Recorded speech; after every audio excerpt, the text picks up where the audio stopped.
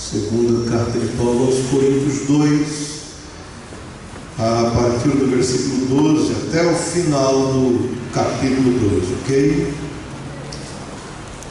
Ora, quando cheguei a Troade para pregar o Evangelho de Cristo, e uma porta se me abriu no Senhor, não tive, contudo, tranquilidade no meu espírito, porque não encontrei o irmão Tito, por isso, despedindo-me deles, parti para a Macedônia. Graças, porém, a Deus, que em Cristo sempre nos conduz em triunfo, e por meio de nós manifesta em todo lugar a fragrância do seu conhecimento. Porque nós somos para com Deus o bom perfume de Cristo, tanto para os que são salvos, como para os que se perdem. Para com estes, cheiro de morte para a morte, para com aqueles, aroma de vida para a vida. Quem, porém, é suficiente para estas coisas, porque nós estamos com tantos outros, não estamos com tantos outros, mercadejando a palavra de Deus. Antes, em Cristo, é que falamos da presença de Deus, com sinceridade, e da parte do próprio Deus. Até o 17. Queridos, eu confesso que fico triste quando acompanho alguns programas de televisão que são identificados como programas evangélicos.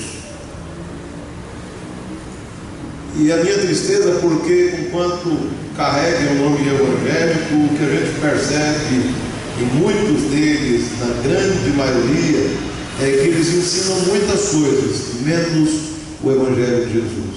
A despeito de lerem a palavra, a despeito de citarem versículos, ainda assim, você percebe que não é o Evangelho pregado com fidelidade, não é o Evangelho, o poder de Deus para a salvação, que é ensinado em tantos e muitos desses programas.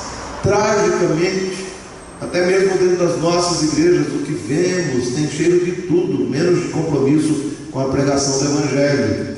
Me lembro de ter lido há algum tempo atrás, ou alguns anos atrás, um dos livros do pastor John MacArthur, onde ele falou sobre o pragmatismo em igrejas norte-americanas. E ele retirou algumas matérias e algumas propagandas feitas por algumas igrejas em alguns jornais e revistas norte-americanos, que tratavam naquele momento sobre igrejas que queriam ser amigáveis. E MacArthur registrou alguns dos anúncios dessas igrejas, e uma delas dizia o seguinte: aqui não há fogo nem enxofre.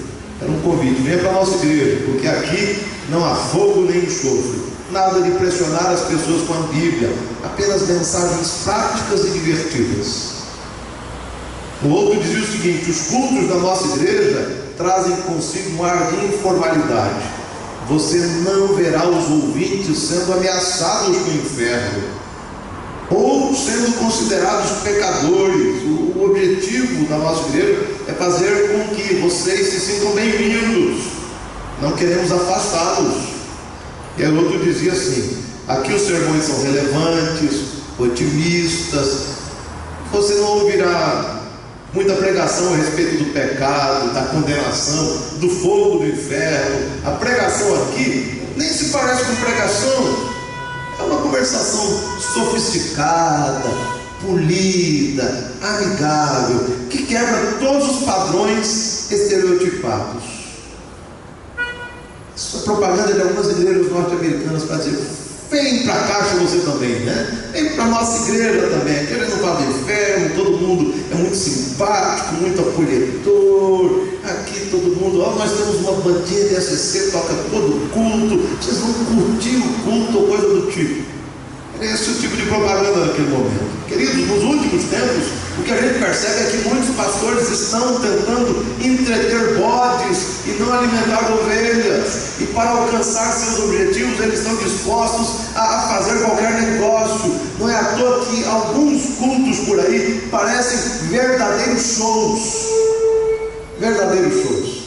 Eu conheço uma igreja nos Estados Unidos que o pastor normalmente ele não fica no púlpito durante o início do culto.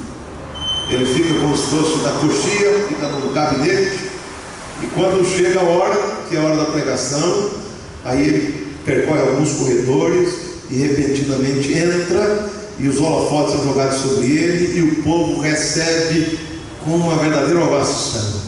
O pessoal aplaude o pastor e celebra a chegada do ator do Paulo. É exatamente isso que a gente consegue perceber.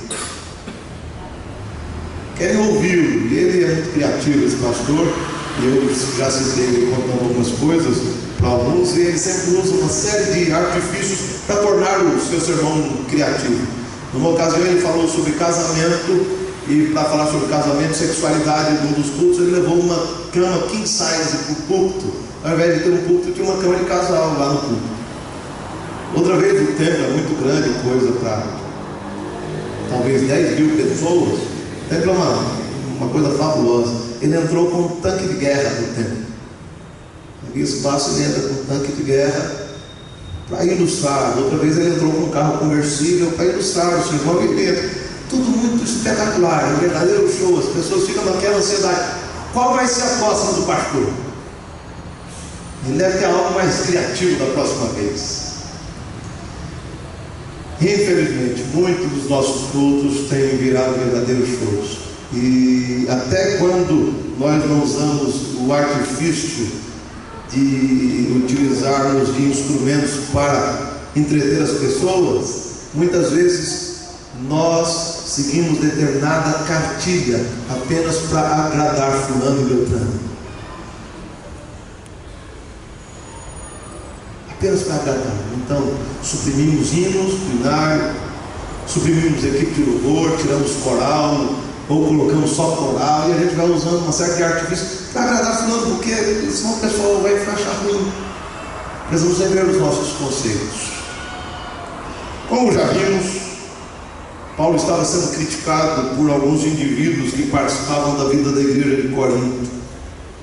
Tais indivíduos não apenas criticavam o caráter de Paulo, mas questionavam a sua autoridade apostólica, o seu ministério, criticavam e colocavam em xeque a sua vocação e a sua pregação, o seu ensino. No parágrafo que temos em mãos, o apóstolo Paulo, quase como uma defesa pessoal, faz algumas declarações que revelam o tipo de compromisso que ele tinha com a palavra de Deus. Paulo, no parágrafo que lemos, revela-se um homem da palavra, um homem comprometido com o Evangelho de Jesus.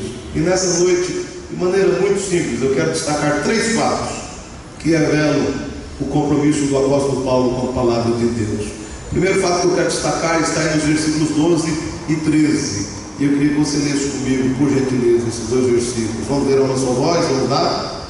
Ora, quando cheguei a Troade para pregar o Evangelho de Cristo, e uma porta se me abriu no Senhor, não tive contudo tranquilidade no meu espírito, porque não encontrei meu irmão Tito. Por isso,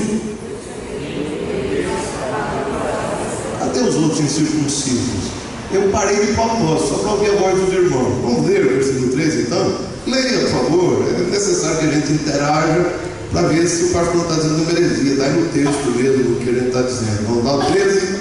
Não tive, contudo, tranquilidade no meu espírito, porque não encontrei meu irmão Tito. Por isso, despedindo-me deles, parti para a Macedônia. Ok. Primeiro fato que revela que Paulo é um homem comprometido com a palavra de Deus é que Paulo era um homem que estava disposto a pregar o Evangelho de Deus. Esse é o desejo de Paulo, é o desejo de Paulo, essa é a paixão que ele carrega no coração. Segundo Colin Kruse, ao reconstituir os fatos no seu comentário, ele diz basicamente o seguinte: que algum tempo depois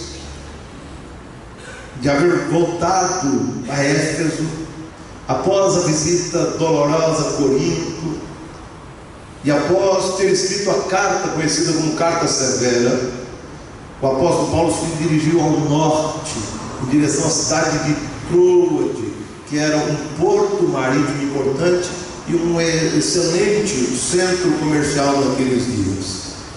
Troade, nós temos poucas informações, mas uma delas é que Paulo não fundou uma igreja ali. Segunda informação, Paulo foi a Troade porque entendeu que Deus abrira as portas para que ele estivesse ali.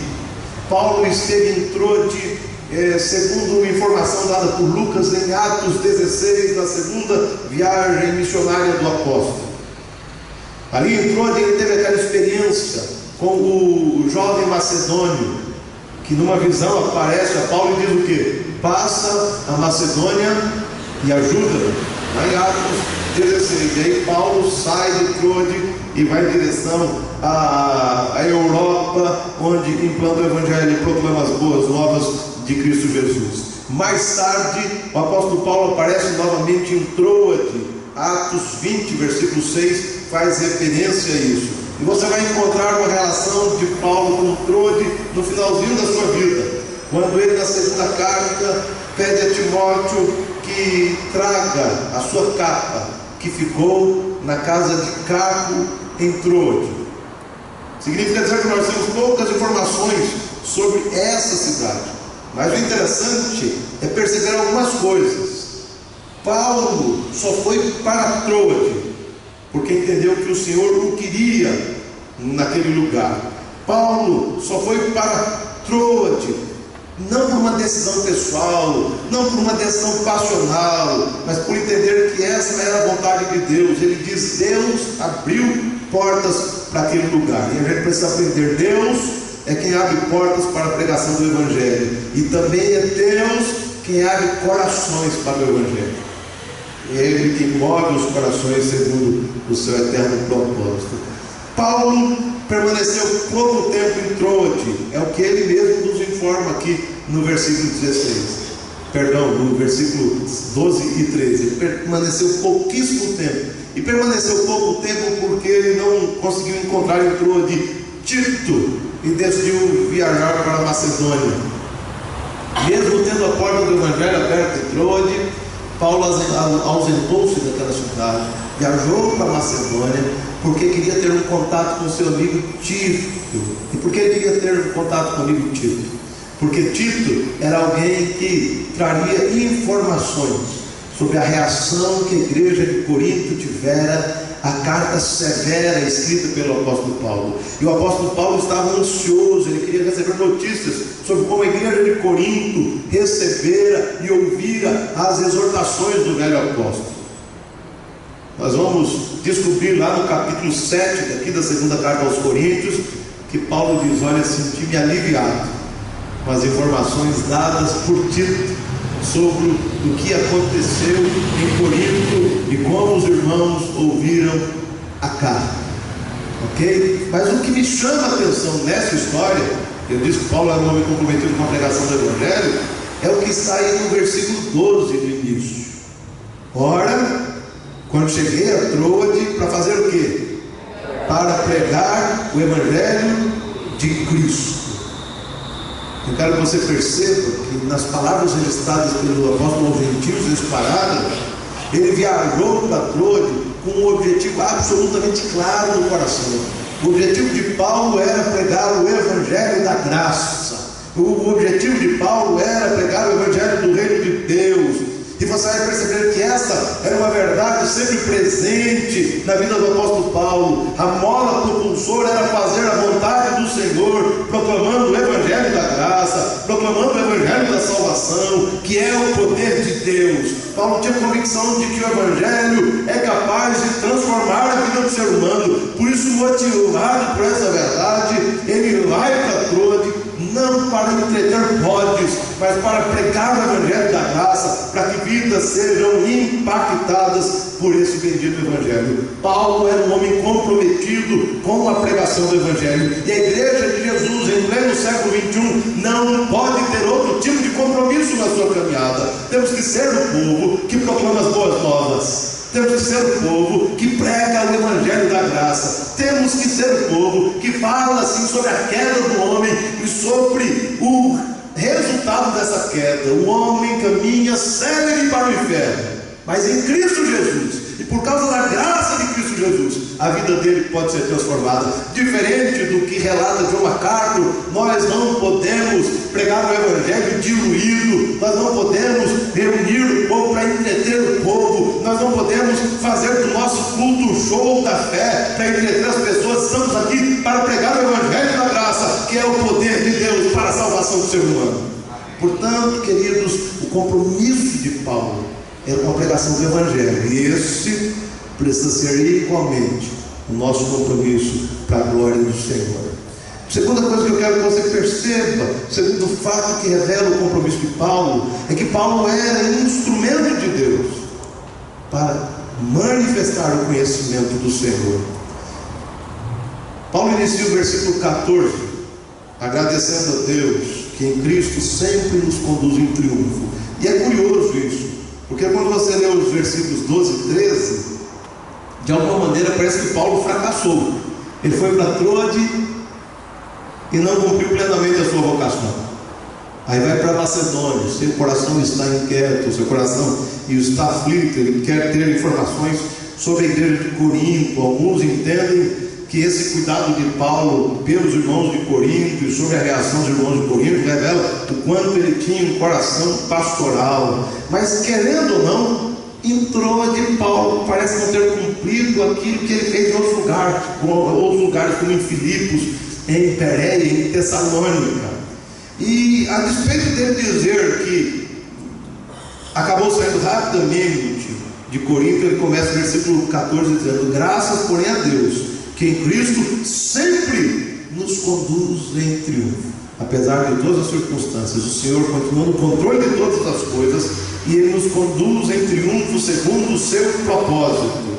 Mas quando Paulo escreve os versículos 14, 15 e 16, a linguagem usada por ele aponta para uma figura muito comum naqueles dias. Ele fala sobre o desfile triunfal dos soldados romanos depois de uma grande vitória. Kistemaker diz que os desfiles romanos de vitória eram tanto religiosos quanto políticos, pois o general conquistador conduzia seus cativos ao templo de Júpiter e oferecia sacrifícios ali. Durante o desfile da vitória, era comum que incenso fosse queimado, e a fragrância das especiarias queimadas acabava perfumando o ar, espalhando por todo o canto.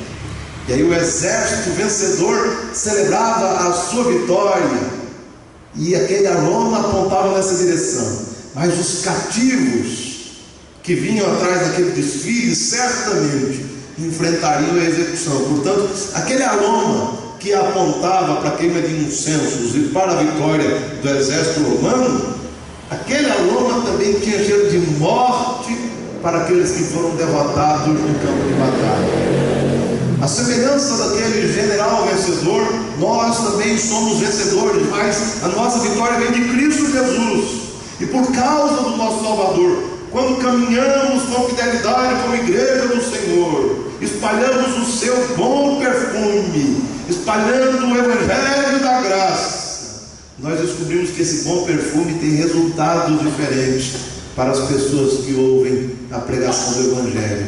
Veja o que Paulo diz aí, por favor. Acompanhe versículos 14, 15 e 16. Graças, porém, a Deus, que em Cristo sempre nos conduz em triunfo, e por meio de nós manifesta em todo lugar a fragrância do seu conhecimento. Paulo usa a figura do exército vencedor desfilando e com o aroma do incenso invadindo o ar. Usa essa figura para falar sobre o cristão marchando e exalando o bom perfume de Cristo. E ele diz, versículo 15: porque nós somos para com Deus o bom perfume de Cristo, tanto nos que são salvos como nos que se perdem. Para com estes que se perdem, cheiro de morte para a morte; para com aqueles que são salvos, aroma de vida para a vida. Quem, porém, é suficiente para estas coisas? Então o apóstolo Paulo usa essa figura como uma metáfora para falar sobre a experiência cristã. E ele diz o seguinte, que o bom perfume de Cristo pode chegar às narinas das pessoas, trazendo resultados diferentes para a sua vida. Para os que se perdem, esse bom perfume, que continua sendo bom perfume, tem o cheiro de morte. Paulo e seus companheiros tinham o compromisso de pregar o Evangelho com seriedade, mas para alguns que ouviam o Evangelho de Cristo e ficavam indiferentes à mensagem pregada, essa palavra tinha cheiro de morte. A resistência desses a pregação do Evangelho os levará à morte eterna. Por sua vez, para os que são salvos, a pregação do Evangelho tem cheiro de vida. O mesmo Evangelho, quando ouvido por alguns e promovendo quebrantamento nos corações, conversão dos seus ouvintes, essa mensagem tem cheiro de vida. Quando pregamos o Evangelho, queridos, espalhamos o bom perfume de Cristo, espalhamos a fragrância do conhecimento de Deus, e fomos chamados exatamente para isso, para espalhar o bom perfume de Cristo onde estivermos. Em alguns momentos esse bom perfume será para a vida, em outros momentos para a morte. Para aqueles que são quebrantados pelo poder do Evangelho, esse bom perfume é para a vida. No entanto, para aqueles que permanecem empedrados, empedernidos, estes estão caminhando céleres para a morte eterna. Lembra o que eu disse no início, John MacArthur falando, algumas igrejas aqui não pregam sobre o inferno e tudo mais, aqui a gente prega sobre o inferno, porque o inferno é uma realidade. Para aqueles que estão sem Jesus, esses estarão fatalmente perdidos. Para estes, o Evangelho tem cheiro de morte para morte. Mas o que eu quero que você note é que Paulo era instrumento de Deus para exalar o bom perfume de Cristo e para manifestar o conhecimento de Jesus. Ele é um homem comprometido com a verdade do Evangelho. Terceiro e último fato que mostra o compromisso de Paulo no Evangelho está no versículo 17. Vamos ver todos juntos? Vamos lá? Porque nós não estamos como tantos outros. Antes, em Cristo, é que falamos na presença de Deus, com sinceridade e da parte do próprio Deus. Terceiro fato que revela o compromisso de Paulo no Evangelho é que ele não mercadejava a palavra. Paulo não mercadejava a palavra. Paulo encerra esse parágrafo deixando claro que era fiel ao compromisso de pregar o Evangelho de Cristo Jesus. No versículo 17 ele diz que não usou o ministério para obter lucro, diferente de muita gente em Corinto naqueles dias, em outros lugares, inclusive hoje. Paulo não mercadejava a palavra de Deus. A palavra grega usada por Paulo aqui para mercadejar é kepaléu, que significa mercadejar, mascatear, lucrar com o negócio. Paulo não fez do ministério um cabide de emprego. Paulo não fez o ministério um lugar de enriquecimento ilícito. Paulo não fez do Evangelho um lugar de obtenção de lucro. O compromisso dele era pregar o Evangelho, e ele sabia que ao pregar o Evangelho ele podia pagar com a própria vida. Portanto, humanamente falando, ele não tinha vantagem nenhuma em pregar o Evangelho, porque ele podia perder a cabeça, ele podia ser morto a qualquer hora. Mas o compromisso de Paulo era com a verdade do Evangelho, custe o que custar. O que ele queria era pregar o Evangelho, porque ele não estava ali mercadejando o Evangelho, não estava usando o Evangelho para obter lucros. Ele não adulterava o Evangelho. O texto grego acaba sendo rico no versículo 17 e acaba apontando para algumas características. Os comerciantes inescrupulosos usavam artifícios desonestos para adulterar o vinho. Em alguns casos acrescentavam água, outras vezes misturavam um vinho ruim a um vinho bom para tentar obter mais lucro. Os taberneiros usavam medidas falsas para obterem lucros maiores. E Paulo diz o seguinte a respeito do seu compromisso com o Evangelho de Jesus. Ele diz: por causa do meu compromisso com o Evangelho de Jesus, eu não uso artifícios nem atitudes escusas. Ele está dizendo basicamente o seguinte: eu não tenho falsificado o Evangelho. Ele está fazendo uma defesa da sua vocação, do seu ministério, do seu apostolado, do seu ensino. Ele diz: eu não tenho falsificado o Evangelho, mas tenho pregado o Evangelho com fidelidade para a glória de Deus. Portanto, as acusações que estavam levantando contra Paulo naquele momento eram improcedentes, desonestas e falsas. Por isso Paulo diz que falava sobre a autoridade de Cristo Jesus. Não era uma autoridade pessoal, mas vinha do alto. E ele diz mais do que isso: ele pregava e ensinava as pessoas na presença de Deus com sinceridade. Paulo estava dizendo: olha, Deus é minha testemunha. Paulo está dizendo: eu não sou um fanfarrão que apenas repete as coisas sem que essas verdades tenham transformado o meu coração. Paulo pregava o Evangelho e tinha o Senhor Deus como testemunha da sua fidelidade, da sua seriedade, da sua sinceridade. Meu querido, Deus era testemunha do compromisso de Paulo. Paulo não era um fanfarrão, que às vezes a gente vê nas nossas igrejas, são pessoas muito embaraçadas, repetindo o Evangelho, pregando, falando determinadas coisas, sem que o Evangelho tenha transformado a vida, o caráter, o coração, a existência. Não, Paulo não era assim. Ele não era um fanfarrão, ele não mercadejava com o Evangelho. Ele não usava o Evangelho para obter lucros, ele não adulterava o Evangelho, ele não falsificou o Evangelho. E o Deus eterno era testemunha da sinceridade com a qual Paulo pregava o Evangelho. Queridos, e aí? A gente olha para esses fatos e tem que perguntar: será que temos o mesmo tipo de compromisso que Paulo possuía em relação à palavra de Deus?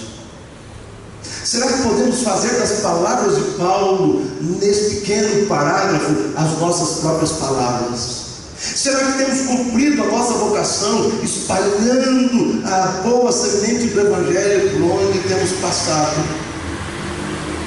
Quando você olha para o apóstolo Paulo, você descobre que ele era um homem comprometido com a palavra. Entendo que precisamos ter o mesmo tipo de compromisso que o apóstolo Paulo tinha. Precisamos pregar o Evangelho. Portanto, meu querido, não perca a oportunidade que Deus tem lhe dado para pregar o Evangelho lá no trabalho, lá na universidade, dentro de casa, testemunhar da graça de Deus. Não perca a oportunidade que Deus tem lhe dado. Precisamos exalar o bom perfume de Cristo. Espalhe o Evangelho, exale o Evangelho. Exalamos o Evangelho muitas vezes pregando, ensinando, mas vivendo o Evangelho, encarnando o Evangelho. Porque às vezes nós falamos, no entanto a nossa vida fede, as nossas atitudes fedem. Nós precisamos espalhar o bom perfume de Cristo por onde quer que passemos. E precisamos pregar o Evangelho com fidelidade. Não mascateie, nem falsifique o Evangelho de Cristo Jesus. Antes, pregue o Evangelho com sinceridade, por louvor da glória de Deus. Precisamos de uma igreja em pleno século XXI, disposta não a entreter bodes, mas a pregar o Evangelho e alimentar ovelhas com a bendita palavra do Senhor, para que em tudo o nome do Senhor seja glorificado. Que Deus tenha misericórdia de nós e que Deus nos levante como igreja comprometida com o Evangelho da graça, que é o poder de Deus para a salvação. Que Deus nos abençoe.